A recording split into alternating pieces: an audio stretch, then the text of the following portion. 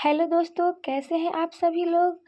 आशा करती हूँ कि आप सभी लोग अच्छे होंगे एवं अपने सपनों को साकार करने में जुड़े होंगे। तो दोस्तों, आज हम सामान्य ज्ञान के कुछ ऐसे महत्वपूर्ण प्रश्नों को लेकर आई हूँ जो बार बार प्रतियोगी परीक्षाओं में पूछे जा चुके हैं।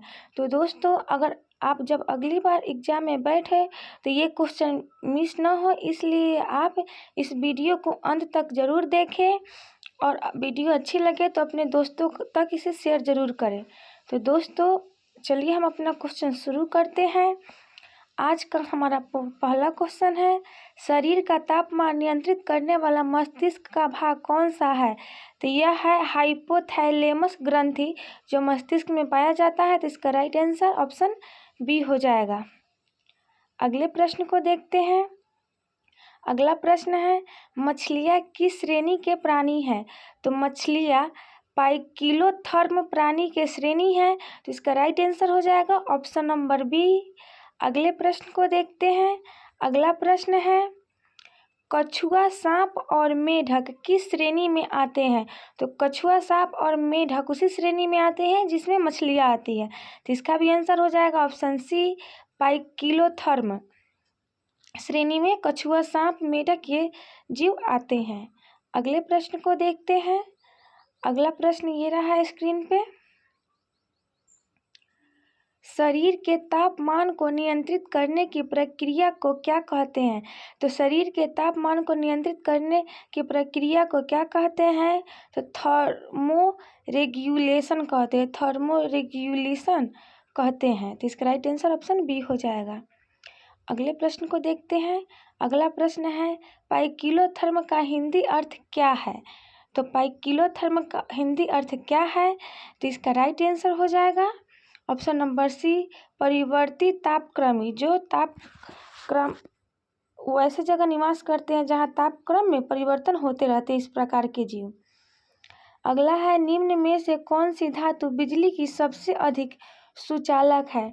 तो चांदी धातु जो है बिजली की सबसे अधिक सुचालक है। तो इसका राइट आंसर हो जाएगा ऑप्शन नंबर सी।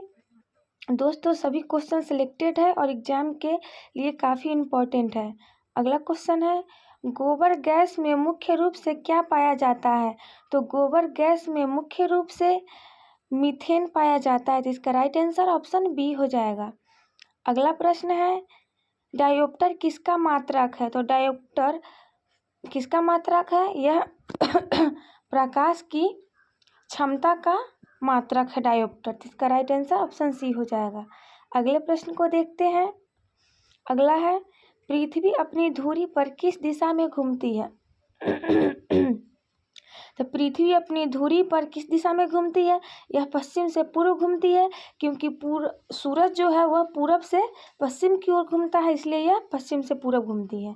अगला है, लोक चित्रकला मधुबनी किस राज्य में लोकप्रिय है। तो यह बिहार राज्य का फेमस पेंटिंग है। इसका राइट आंसर ऑप्शन बी हो जाएगा। अगले प्रश्न को देखते हैं। अगला प्रश्न है, मछलियाँ किसकी सहायता से सांस लेती है। तो मछलियाँ गिल्स या गलफड़ों की सहायता से सांस लेती है। दोस्तों, थोड़ा गला फंसा हुआ है। अगला है, दूध से क्रीम किस प्रक्रिया से बनाई जाती है। तो दूध से क्रीम अपकेंद्रीय बल की प्रक्रिया द्वारा बनाई जाती है। तो इसका राइट आंसर ऑप्शन सी हो जाएगा। अगला प्रश्न है, पराशर श्रव्य में ध्वनि तरंगों की आवृत्ति कितनी होती है। पराश्रव्य में कितनी होती है। तो 20 हर्ट्ज से लेके 20,000 हर्ट्ज होती है। तो इसका राइट आंसर ऑप्शन बी है। अगला है, कौन सी ग्रंथि एंजाइम टाइलिन का स्रोत है। तो कौन सी ग्रंथि जो टाइलिन एंजाइम का स्रोत है। तो इसका राइट आंसर हो जाएगा ऑप्शन नंबर बी, लार ग्रंथि। लार में कौन सा एंजाइम पाया जाता है। तो टाइलिन, जो भोजन के पाचन में सहायक होता है। अगला प्रश्न है, नेत्र के अग्रभाग में कौन स्थित है। तो नेत्र के अग्रभाग में कौन स्थित है। इसका राइट आंसर हो जाएगा ऑप्शन नंबर ए, नेत्र के अग्रभाग में कॉर्निया स्थित है। दोस्तों, लेंस का मात्रक क्या होता है। तो डायोप्टर होता है। प्रकाश की क्षमता का भी पूछे तो वो भी डायोप्टर ही होता है और लेंस की क्षमता का है। अगला है रेटिना को संकेत कौन भेजता है? तो रेटिना को ऑप्टिक तंत्रिका संकेत भेजता है। तो इसका राइट आंसर हो जाएगा ऑप्शन नंबर ए। अगले प्रश्न को देखते हैं। अगला प्रश्न है 17 नंबर, प्रकाश को केंद्रित कौन करता है? तो प्रकाश को केंद्रित कौन करता है? तो प्रकाश को लेंस केंद्रित करता है। तो इसका राइट आंसर ऑप्शन बी हो जाएगा। अगला प्रश्न है प्रकाश ग्रहण करने वाली कोशिकाएं कहाँ होती है? तो प्रकाश ग्रहण करने वाली कोशिकाएं कहाँ होती है? तो इसका राइट आंसर हो जाएगा ऑप्शन नंबर बी, रेटिना में। प्रकाश ग्रहण करने वाली कोशिकाएं रेटिना के अंदर पाई जाती हैं। अगला क्वेश्चन है गुर्दे किसे बाहर निकालता है? तो गुर्दा अपशिष्ट पदार्थों को बाहर निकालता है। इसका राइट आंसर ऑप्शन बी हो जाएगा। अगला प्रश्न है गुर्दे कौन सा विटामिन सक्रिय रूप में बनाते हैं? तो गुर्दे कौन सा विटामिन सक्रिय रूप में बनाते हैं? तो इसका राइट आंसर हो जाएगा option number B, vitamin D. और सूर्य के प्रकाश से भी हमें विटामिन डी मिलती है और हवा से भी। अगला है रक्तचाप नियंत्रण के लिए कौन सा हार्मोन छोड़ते हैं? रक्तचाप नियंत्रण के लिए कौन सा हार्मोन छोड़ते हैं? तो इसका राइट आंसर हो जाएगा रेनिन, जो ऑप्शन नंबर सी में दिया हुआ है। अगला प्रश्न है 22 नंबर, लाल रक्त कोशिकाओं का निर्माण किससे नियंत्रित होता है? तो लाल रक्त कोशिकाओं का निर्माण एरिथ्रोपोइटिन से नियंत्रित होता है। तो इसका right answer option number B हो जाएगा। अगला प्रश्न है गुर्दे किस संतुलन को बनाए रखते हैं? तो गुर्दे किस संतुलन को बनाए रखते हैं? इसका राइट आंसर हो जाएगा ऑप्शन नंबर बी, जल यानी द्रव संतुलन को गुर्दे शरीर में बनाए रखते हैं। अगला प्रश्न है शरीर से नशीले पदार्थ कैसे निकालते हैं? शरीर से नशीले पदार्थ कैसे निकालते हैं? तो ये कैसे निकालते हैं? इसका राइट आंसर हो जाएगा ऑप्शन सी, मूत्र के माध्यम से। मूत्र के माध्यम से निकलता है नशीले पदार्थ। अगला है निर्विरोध चुने जाने वाले एकमात्र राष्ट्रपति कौन थे? तो ये कौन थे? इसका राइट आंसर है डॉक्टर राजेंद्र प्रसाद, जो संविधान सभा के द्वारा चुने गए थे। कब चुने गए थे? कमेंट में बताइएगा।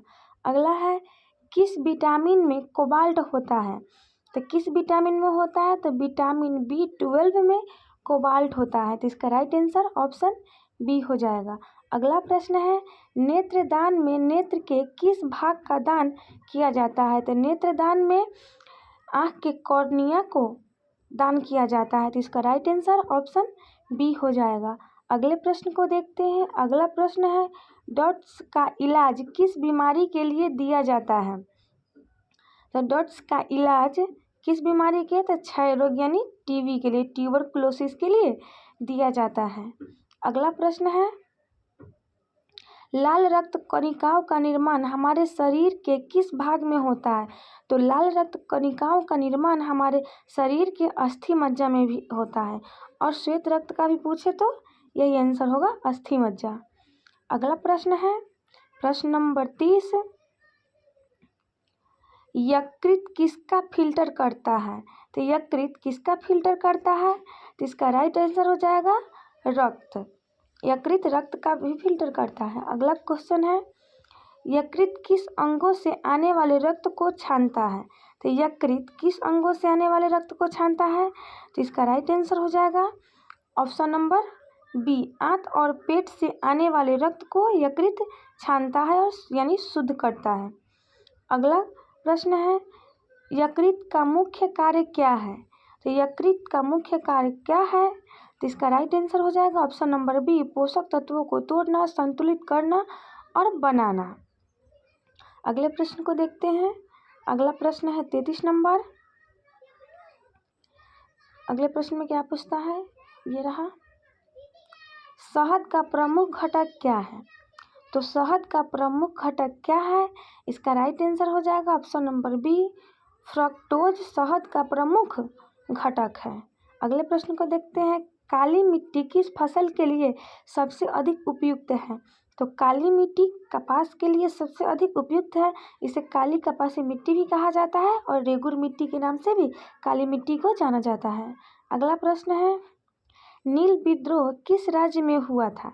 तो नील विद्रोह किस राज्य में हुआ था? इसका राइट आंसर हो जाएगा ऑप्शन नंबर सी, पश्चिम बंगाल में। अगले प्रश्न को देखते हैं। अगला प्रश्न है रेडियो एक्टिविता की खोज किसने की थी? तो रेडियो एक्टिविता की खोज हेनरी बेकरेल ने की थी। तो इसका राइट आंसर हो जाएगा ऑप्शन बी, हेनरी बेकरेल। अगले प्रश्न को देखते हैं। अगला प्रश्न है पेंसिलों में प्रयुक्त किया जाने वाला पदार्थ क्या है? तो यह है ग्रेफाइट। तो इसका राइट आंसर है ऑप्शन बी, ग्रेफाइट। जो पेंसिलों का नोक होता है वो ग्रेफाइट से बना होता है। अगला प्रश्न है पेसमेकर का संबंध शरीर के किस अंग से है? तो पेसमेकर का संबंध शरीर के हृदय से है, यानी हृदय गति जब रुक जाती है तो उसको चालू करने के लिए पेसमेकर की सहायता ली जाती है। अगला क्वेश्चन है सेकंड लोलक की समयावधि कितनी होती है? तो सेकंड लोलक की समयावधि कितनी होती है? इसका राइट आंसर हो जाएगा ऑप्शन नंबर बी, 2 सेकेंड। अगला प्रश्न है हाइड्रोजन की खोज किसने की थी? तो हाइड्रोजन की खोज किसने की थी? हेनरी कैवेडिस। इसका राइट आंसर ऑप्शन बी हो जाएगा, हेनरी कैवेडिस। अगले प्रश्न को देखते हैं। अगला प्रश्न है मानव शरीर की किस ग्रंथि को मास्टर ग्रंथि कहा जाता है? तो मानव शरीर की पिट्यूटरी ग्रंथि, जो ऑप्शन नंबर बी में है, पिट्यूटरी ग्रंथि को ही मास्टर ग्रंथि कहा जाता है। यह मस्तिष्क में उपस्थित होता है। अगला क्वेश्चन है मूत्र का पीला रंग किसके कारण होता है? तो मूत्र का पीला रंग यूरोक्रोम के कारण होता है। तो इसका राइट आंसर हो जाएगा ऑप्शन नंबर ए। अगले प्रश्न को देखते हैं। अगला प्रश्न है साइटोकिनिन किसे प्रेरित करता है? तो साइटोकिनिन किसे प्रेरित करता है? तो इसका राइट आंसर हो जाएगा ऑप्शन नंबर बी, कोशिका विभाजन। कोशिका विभाजन में सहायक होता है साइटोकिनिन। अगला क्वेश्चन है साइटोकिनिन का उच्च घनत्व कहाँ पाया जाता है? तो साइटोकिनिन का उच्च घनत्व कहाँ पाया जाता है? तो इसका राइट आंसर हो जाएगा ऑप्शन नंबर बी, युवा फल और बीज में। साइटोकिनिन क्या है यह, इसका जवाब आप कमेंट में दीजिएगा। साइटोकिनिन किस प्राकृतिक प्रक्रिया को टालता है? तो साइटोकिनिन किस प्राकृतिक प्रक्रिया को टालता है? तो इसका राइट आंसर है वृद्धावस्था। अगला क्वेश्चन है कोशिका विभाजन के दौरान कोशिका द्रव का विभाजन क्या कहलाता है? तो कोशिका विभाजन के दौरान कोशिका द्रव का विभाजन क्या कहलाता है? इसका राइट आंसर है साइटोकाइनेसिस। साइटोकाइनेसिस कोशिका विभाजन के दौरान कोशिका द्रव का विभाजन कहलाता है। अगला प्रश्न है जिबरेलिन का मुख्य कार्य क्या है? तो जिबरेलिन का मुख्य कार्य क्या है? तो इसका राइट आंसर हो जाएगा ऑप्शन नंबर बी, अंकुरन, तने की लंबाई बढ़ाना और पुष्प का विकास करना। अगला प्रश्न नंबर 48 को देखते हैं, क्या पूछ रहा है हमसे। अगला है एब्सिसिक एसिड पौधों में किसके लिए जाना जाता है? तो एब्सिसिक एसिड पौधों में किसके लिए जाना जाता है? तो इसका राइट आंसर हो जाएगा ऑप्शन नंबर बी, विकास और तनाव प्रक्रिया को नियंत्रित करने के लिए एब्सिसिक एसिड सहायक होता है। अगले प्रश्न को देखते हैं। अगला प्रश्न क्या पूछ रहा है हमसे, ऑक्सिन का प्रमुख कार्य क्या है? तो ऑक्सिन का प्रमुख कार्य क्या है? इसका राइट आंसर हो जाएगा ऑप्शन नंबर बी, पौधों में वृद्धि और विकास को समन्वित करना। पौधों में वृद्धि और विकास को समन्वित करना ऑक्सिन का प्रमुख कार्य है। अगला प्रश्न है साइटोकिनिन किस संरचना के शीर्ष भागों में पाया जाता है? तो साइटोकिनिन जड़ों और तनों के शीर्ष पर पाया जाता है। अगले प्रश्न को देखते हैं। अगला प्रश्न है साइटोकाइनेसिस किस प्रक्रिया के दौरान होती है? तो साइटोकाइनेसिस माइटोसिस और मिओसिस के दौरान होती है। इसे डिटेल में फिर कभी अगले वीडियो में बताएंगे। अगला क्वेश्चन है साइटोकिनिन से नई कोशिकाओं के निर्माण का क्या लाभ है? साइटोकिनिन से नई कोशिकाओं के निर्माण का क्या लाभ है? इसका राइट आंसर हो जाएगा ऑप्शन नंबर बी, पौधों में वृद्धि और विकास संभव होता है। इससे साइटोकिनिन से पौधों में वृद्धि और विकास संभव हो पाता है। अगला प्रश्न को देखते हैं। अगला प्रश्न है बैरोमीटर के पारे में तेजी से गिरावट किस बात का सूचक है? तो बैरोमीटर के पारे में तेजी से गिरावट किसका सूचक है? तो यह तूफान का सूचक है। इसका राइट आंसर हो जाएगा ऑप्शन नंबर बी, तूफान। अगले क्वेश्चन को देखते हैं। अगला क्वेश्चन है आयोडीन की कमी के दौरान कौन सी बीमारी होती है? तो आयोडीन की कमी से कौन सी बीमारी होती है? तो होता है घेंघा रोग, जिसे गैटर कहा जाता है। अगले प्रश्न को देखते हैं। अजंता की पेंटिंग क्या दर्शाती है? तो अजंता की पेंटिंग क्या दर्शाती है? इसका राइट आंसर हो जाएगा ऑप्शन नंबर बी, जातक कथाएं। जातक कथाओं से जुड़ी अजंता की चित्रें हमें संकेत देती हैं। अगला क्वेश्चन है प्रोटीन की फैक्ट्री किसे कहा जाता है? तो प्रोटीन की फैक्ट्री राइबोसोम को कहा जाता है। तो इसका राइट आंसर हो जाएगा ऑप्शन नंबर बी, राइबोसोम। अगले प्रश्न को देखते हैं।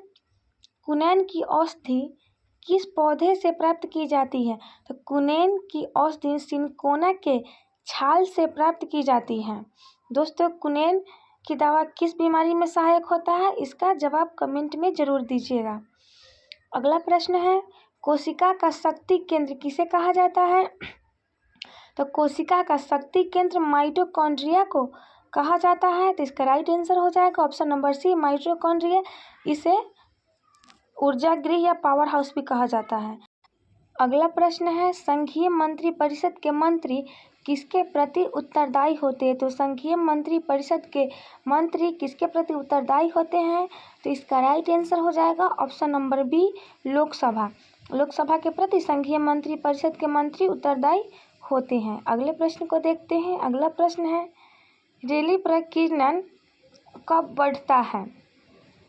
तो रेली प्रकीर्णन कब बढ़ता है? तो इसका राइट आंसर ऑप्शन सी है, प्रकाश की तरंग दैर्ध्य घटने पर। प्रकाश की तरंग दैर्ध्य घटने पर बढ़ता है।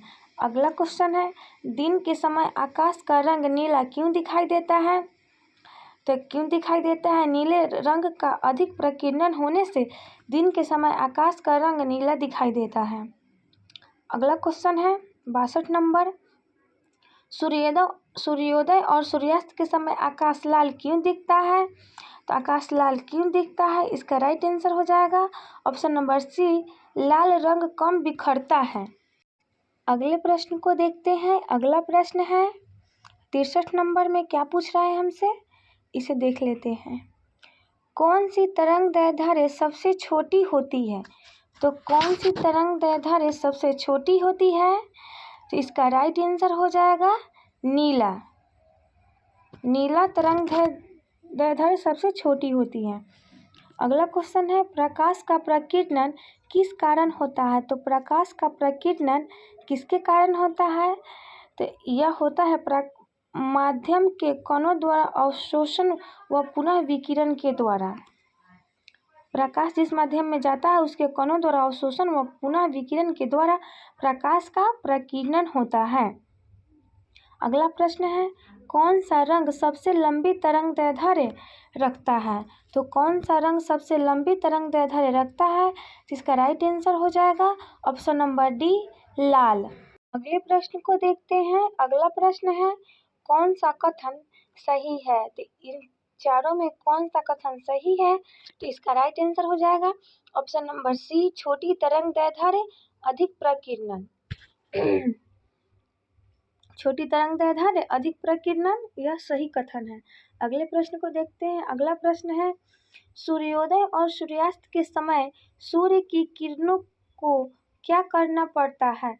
तो सूर्य की किरणों को क्या करना पड़ता है? इसका राइट आंसर हो जाएगा ऑप्शन नंबर बी, अधिक वायुमंडलीय दूरी तय करनी पड़ती है सूर्योदय और सूर्यास्त के समय सूर्य की किरणों को। अगले प्रश्न को देखते हैं। अगला प्रश्न क्या पूछ रहा है, यह रहा स्क्रीन पे। प्रकाश का प्रकीर्णन किन दो चरणों पर निर्भर करता है? तो प्रकाश का प्रकीर्णन तरंग दैर्ध्य व माध्यम की घनत्व पर निर्भर करता है। इसका राइट आंसर हो जाएगा ऑप्शन नंबर बी। अगले प्रश्न को देखते हैं। अगला प्रश्न है प्रकाश तरंग की कौन सी विशेषता प्रकीर्णन को प्रभावित करती है?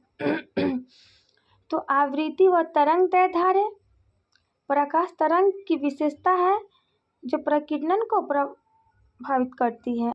अगला प्रश्न है, कौन सी ग्रंथि बाह्य और अंतःस्रावी दोनों है? तो इसका राइट आंसर हो जाएगा ऑप्शन नंबर बी, अग्नाशय है, जो एक्सोक्राइन और इंडोक्राइन दोनों है। अगला क्वेश्चन है, कौन से प्रधानमंत्री सबसे अधिक समय तक पद पर रहे? तो इसका राइट आंसर हो जाएगा ऑप्शन नंबर सी, पंडित जवाहरलाल नेहरू सबसे अधिक समय तक पद पर रहे। अगला क्वेश्चन है, डोगरी मुख्य रूप से किस राज्य में बोली जाती है? तो डोगरी मुख्य रूप से जम्मू और कश्मीर में बोली जाती है। तो इसका राइट आंसर हो जाएगा ऑप्शन नंबर सी, जम्मू और कश्मीर। अगले प्रश्न को देखते हैं। अगला प्रश्न है, भारत में सबसे बड़ा नदी बेसिन कौन सा है? तो भारत में सबसे बड़ा नदी बेसिन गंगा बेसिन है। अगले प्रश्न को देखते हैं। 1857 ईस्वी के क्रांति में किसने अपना बलिदान सबसे पहले दिया था? तो यह मंगल पांडे थे जो सबसे पहले अपना बलिदान दिए थे बैरकपुर में। अगले प्रश्न को देखते हैं। पंजाब केसरी किसे कहा जाता है? तो पंजाब केसरी लाला लाजपत राय को कहा जाता है। इसका राइट आंसर ऑप्शन बी हो जाएगा। अगले प्रश्न को देखते हैं। अगला प्रश्न है, पेनिसिलिन की खोज किसने की थी? तो अलेक्जेंडर फ्लेमिंग पेनिसिलिन की खोज की थी। तो इसका राइट आंसर हो जाएगा option number C, Alexander Fleming. अगले प्रश्न को देखते हैं। अगला प्रश्न है, रतौंधी किस विटामिन की कमी से होती है? तो रतौंधी विटामिन ए की कमी से होती है, जो ऑप्शन नंबर सी में दिया हुआ है। और विटामिन बी की कमी से क्या होती है? और सी डी की कमी से इसे कमेंट में लिखिएगा। अगला है, चेचक के टीके की खोज किसने की थी? तो एडवर्ड जेनर ने चेचक के टीके की खोज की थी। अगला क्वेश्चन है, हीरे के चमकने का कारण क्या है? तो हीरे के चमकने का कारण क्या है? तो यह है पूर्ण आंतरिक परावर्तन। तो इसका राइट आंसर हो जाएगा ऑप्शन नंबर सी, पूर्व आंतरिक परावर्तन के कारण हीरा चमकता है। अगला प्रश्न है, गर्म रक्त वाले प्राणी को हिंदी में क्या कहा जाता है? तो गर्म रक्त वाले प्राणी को हिंदी में क्या कहा जाता है? इसका राइट आंसर हो जाएगा ऑप्शन नंबर बी, होमियोथर्म। होमियोधर्म कहा जाता है गर्म रक्त वाले प्राणी को। अगला प्रश्न है, होमियोथर्म का प्रमुख उदाहरण कौन से प्राणी है? तो होमियोथर्म का प्रमुख उदाहरण पक्षी और स्तनपायी प्राणी है। अगला प्रश्न है 82 नंबर, चमगादड़ किस श्रेणी में आता है? तो चमगादड़ किस श्रेणी में आता है? इसका राइट आंसर है स्तनपायी। चमगादड़ एक स्तनपायी प्राणी है। दोस्तों, आज का हमारा वीडियो यही समाप्त हुआ। यह 82 नंबर क्वेश्चन था जो इस वीडियो का लास्ट क्वेश्चन था। दोस्तों, आपसे रिक्वेस्ट है कि वीडियो अच्छी लगी हो तो इसे लाइक और शेयर ज़रूर कीजिएगा। फिर मिलते हैं किसी अन्य वीडियो